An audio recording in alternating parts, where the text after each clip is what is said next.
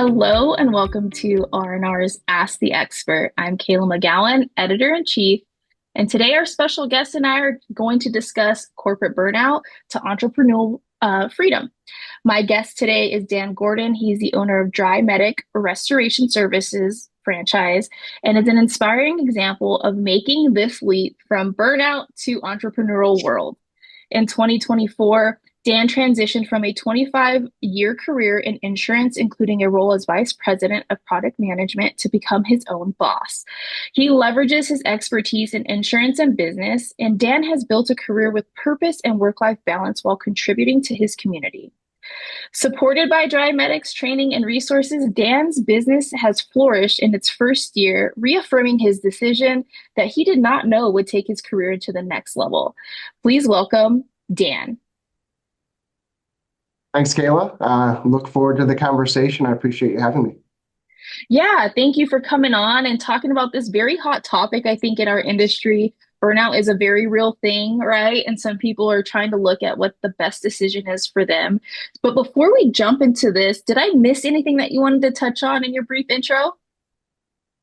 No, I did. It was a good intro. I appreciate it. Yeah, along with the product management aspect of it, I also was an insurance agent early on, so have some of that background as well. But I think you hit on everything else. I appreciate it.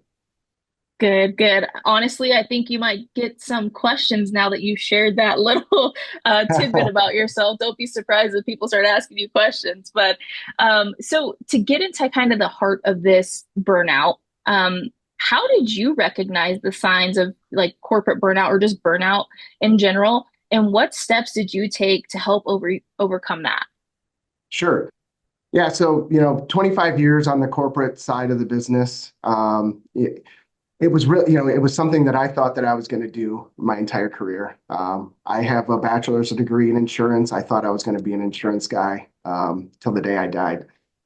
But as the years went on, it started not to be as fun. And I had a lot of my colleagues reach out to me and say, you would be a really good business owner. And I kind of in the back of my mind had thought about, going out on my own. And at one point, we were in about our third or fourth reorg in like a 6-month period, and I just losing employees to the reorganizations, things like that, that just kind of made it very difficult to build your team back up and get things running.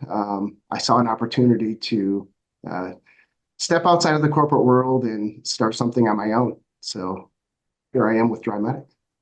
Right. I was gonna say it's kind of nice to see what makes you change your mind, but you know, and who would have thought restoration? Like, what made you choose specifically restoration? Sure. So, with my background in insurance, it gives me a unique perspective, on the restoration side of the business. So, in my job as product management, some of the things we did were writing the contracts, and we would see some of the claims and things that would come through. And I just saw an opportunity to start the restoration company because I knew that I could do it better than a lot of what my competitors were doing in the market, and saw an opportunity to help people and do things the right way. I think that's key too, right? You were seeing it, so it was still new, but it wasn't completely foreign for you, right? Because you had some familiarity with it, which is refreshing because it's also like you saw what was going wrong in some sense or what people were Yeah. doing really well, which allowed you to open your own business and thrive. So speaking of all this, when you took that leap, what challenges did you face in building your business and how did you Sure. navigate those? Yeah, so the biggest challenge. So I did have the perspective of what I thought would be doing it better, but the technical aspect of it was something that I hadn't done. So before I began, I got all the certifications that I needed. I got my builder's license, things to prepare me for the more technical side of it versus what I saw as like the business side of the restoration business. I knew that the customer aspect of it, that would be, probably my favorite part of it. I really enjoy talking to people, helping people. So that part of it was going to be easy, but the technical thing is what I really needed to, get a grasp on. And so that I really immersed myself in that and did all those things as quickly as possible to be able to navigate that. Yeah, I think that's really key too, right? It's not just about running a business and the business mentality of size. There's also a technical aspect, and you Sure. went out and did that and took it almost like as a challenge, I would imagine. And you're like, hey, another challenge that I've successfully overcome, but it also helps you find the right people for your business too, right? Sure. Yeah, and perspective on that, I didn't need a builder's license for what I was doing, but I knew that that would, get me some credibility as well as giving me some, some of the background knowledge of things that you're going to use in the restoration space. Yeah, that's so true. Even if you don't directly need it, it does help you. It also helps people when they come and talk to you understand where your mentality is and how you want to run your business. I think is it gives some people insight on you wanting to learn or wanting to know more, but also, just showing that you're not sitting in one space, I think is extremely important too, especially if you're involved with your community. So there's no denying the restoration industry is continuing to grow, of course. So what are some strategies that have been most effective for you in helping your business stand out and driving success? So, I've kind of tried to go above and beyond in certain parts of the restoration business. Water is more seasonal in the market that I'm in, but mold seems to be an ongoing and a growing problem, especially in my market. So I kind of tried to carve out that niche and really focus on that, become an expert, know everything about the mold restoration aspect of the business to be able to take that out into the community, talk about it with, different groups, talk about it with customers, and really try to build up that knowledge base as well as, my brand and everything that we bring with Dry Medic, just to really show that we are experts in the mold side. So that's been something that I've really focused on. Beyond the water, the pipes are always going to be breaking and floods are always going to happen, but this is something that some people need a lot of education about because it's not just my basement has water in it. Yeah, I would definitely say like here in Las Vegas, I feel like water heaters are like our most common Yeah, issue. I personally have had that instance where I had to deal with a water heater situation, but thankfully most water heaters here are like in the garage or in a utility closet, outside. So it was still livable, right? But like for you sure. guys, like you're talking about, there's burst pipes, there's mold, there's, yes, there are Yeah. regular water losses and things like that, but just to kind of show your level of expertise, but also of care, I think is another thing, right? It's one thing that really helps businesses grow is being relatable, but also communication, showing empathy, and all of the above. I think that's also crucial.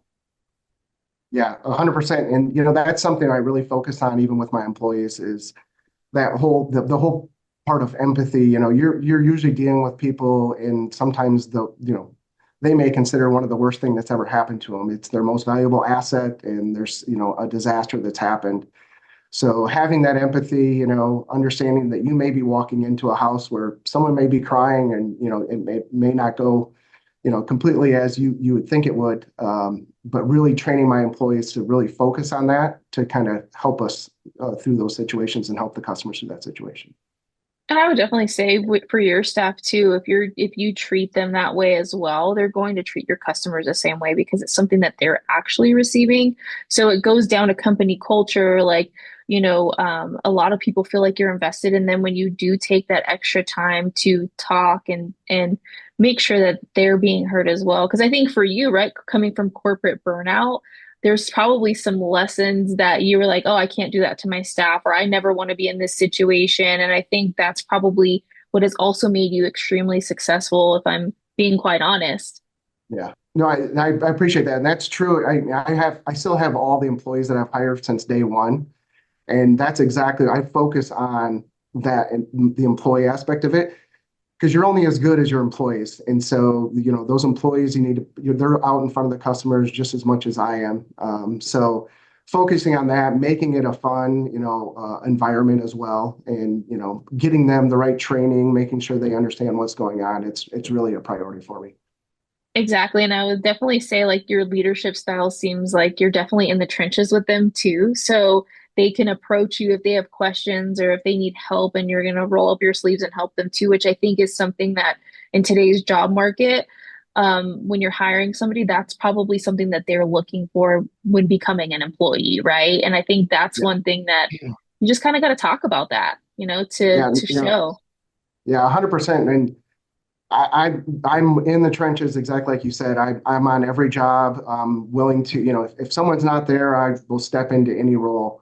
I tell my employees from day one, we all are starting as technicians. We're going to learn this from the bottom up. And, even if you're going to end up in a leadership role, you're going to know the job from every aspect. So I think that's valuable. Yeah, it definitely is. And I would definitely say that's what makes great leaders, right? If they know the process. So if they're team does come and ask them questions, they can actually answer it efficiently and effectively and say, have you tried this? Well, if you tried this and it didn't work, maybe you should try this. And I think that that's extremely important because you're actually problem solving and Mhm. helping them at the same time. But you're also learning as a leader too. I think, oh, hey, they're facing these types of common problems. Maybe we need to have a training on it. So it's an ever evolving thing for your business, right? Yes. Yeah, definitely. Yeah, and it even makes it easier, with Drymetic, with the resources that we have on the training side. We have, in-person training for, starting up employees as well as ongoing training that we have like with webinars and things like that. So that makes it much easier as well. Yeah, 100%. I would definitely say you're touching all the points that help with not being burnt out, because you're providing a comfortable space for not only your employees, but even the people you serve. I'm sure you get questions as well. And you never know, you may get a customer that becomes an employee one day. Uh, Yeah, exactly. so, what advice would you give to fellow professionals looking to balance their personal well-being, their personal life, and their professional life and professional growth? Yeah, I mean, there's a lot going in, especially when you're just first starting. So, right away, you have to really focus on carving out time for yourself. This can be all consuming when you're starting a business. It's different than the corporate world. Sometimes corporate jobs, mine wasn't, but some, it's 9 to 5 and you go home and everything's fine. Mine wasn't exactly that, but now that I'm doing this, I fully immerse myself into it. So you've got to carve out time for family and hobbies and things like that to make sure that you're putting yourself in that space. And, luckily that, as a business owner, that's been possible, and it's been a much better work-life balance than what I had in the corporate world for sure. Yeah, I would definitely say I think a lot of us, if not all of us, have experienced that burnout, whether you're a business owner or you're a management or even a tech or whatever position you hold. I think we've all probably experienced it. But for you talking about this, it's kind of like a mental note. Hey, I think I might be working a little bit too much. I need to reset or just take a minute, which allows you to notice it in your staff too. I think that's the Sure. other thing, and what are some things that help you like put that mental check in, like, oh, I need to take a second, I might be spending a little bit too much time at the office.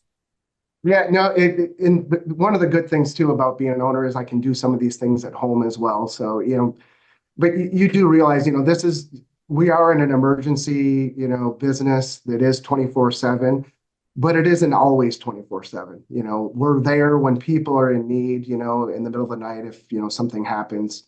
But not everything needs to be done, you know, right then. So, I always say to my team, let's focus on the 20% of things that get us 80% of the results to kind of to make sure that we just get those things done, and then everything else will kind of fall in place. So we just focus on the main things to get those things done. And so far, so good with the results that we've seen.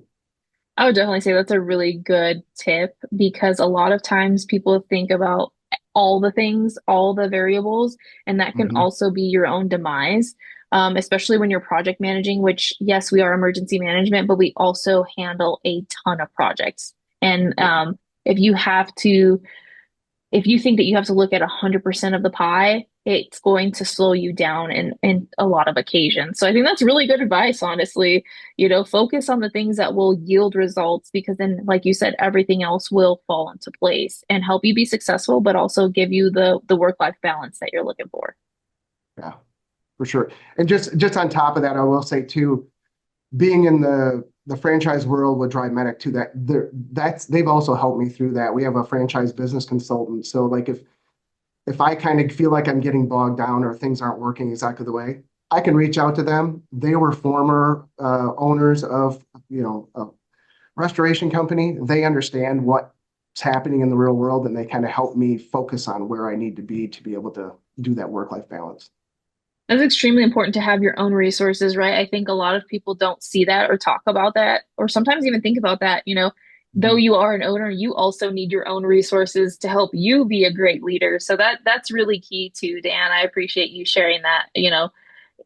That's extremely important to have your own resources as quote unquote the boss, right? Yeah, yeah.